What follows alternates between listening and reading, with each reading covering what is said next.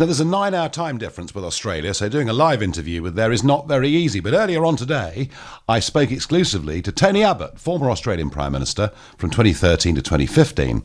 And I spoke to him about illegal vessels coming into Australia, chiefly from Indonesia, and how they dealt with it.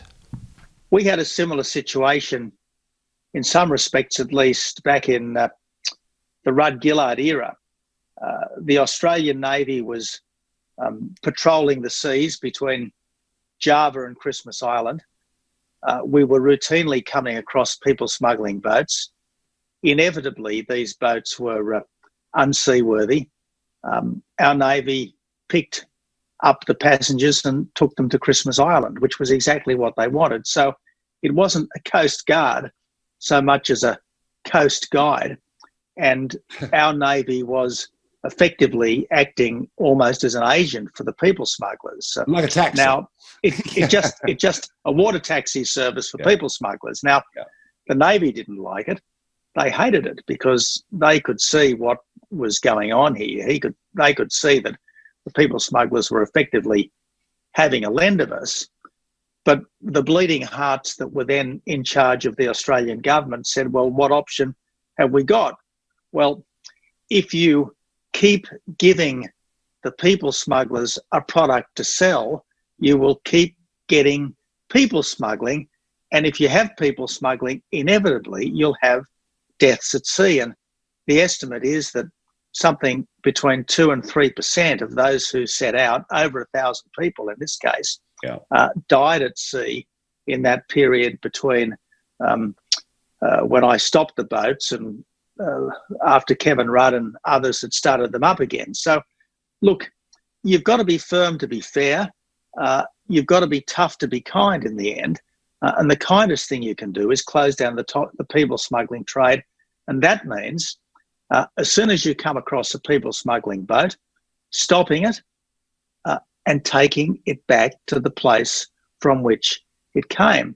So in the long run, it's much better for the French and for France if these boats don't take off, or if they do take off, that they're stopped midway across the channel and the people brought back to France. Otherwise, France is going to have a problem and Britain's going to have a problem. But it does require a rather hard-headed approach which addresses this problem at its core. You can understand why people from rotten countries would want to get to wonderful countries. And frankly, you can understand why Calais would just be a way station. Who wouldn't want to get to the United Kingdom? Such a wonderful, free and fair and prosperous country. But as long as the French facilitate their passage, France will have a problem as well as Britain will have a problem. But if it takes a bit of toughness on Britain's part, Bojo has his mojo, let's face it, let's send them back. That was Tony Abbott on how to deal with illegal migration coming into a country by boat. I really hope Priti Patel is listening to that. I also asked him what he thought about Huawei being involved in our 5G network. We took the view, and this has been a bipartisan position, that Huawei is, in essence, subject to direction by the Chinese Communist government.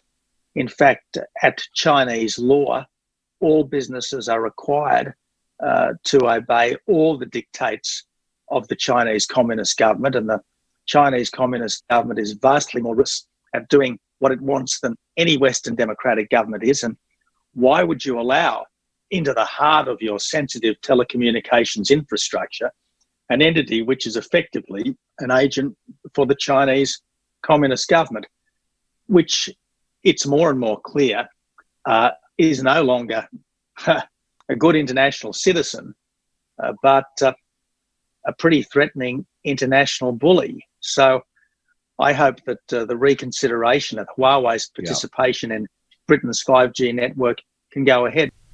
And finally, I asked him about the ongoing worsening situation in Hong Kong. I've got nothing but admiration for the people of Hong Kong. It's wonderful to see the Union Jack being flown on the streets of Hong Kong by protesters who remember the priceless legacy they got from Britain. Market freedoms, the rule of law, and a degree of political pluralism. Obviously, the Chinese Communist government finds all of this poison, and they are doing their damnedest to stop it from spreading. In the end, not only would this be a tragedy for the people of Hong Kong, it would be a bitter tragedy for the whole world, because as things stand, along with London, New York and Singapore, Hong Kong is one of the great international cities. And it will be sad for China because one of the reasons why China has been so economically successful in recent decades is the proximity of Hong Kong and the exposure to the kind of sophisticated market mechanisms that up till now Hong Kong has been so expert at.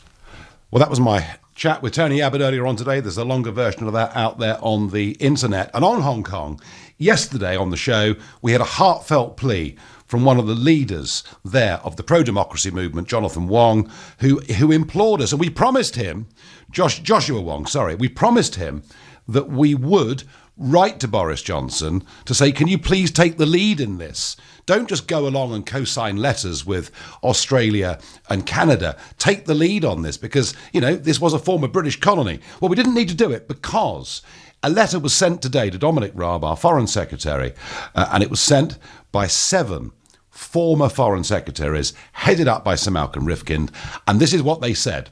When it comes to Hong Kong's autonomy under the one country, two systems model, many of our international partners continue to take their cue from the British government.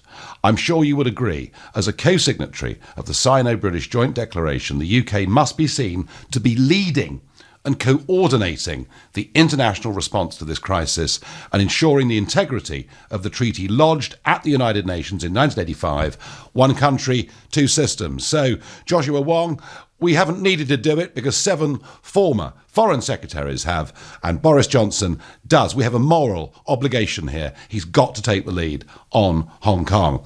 Now, before the break, we were speaking to Alexander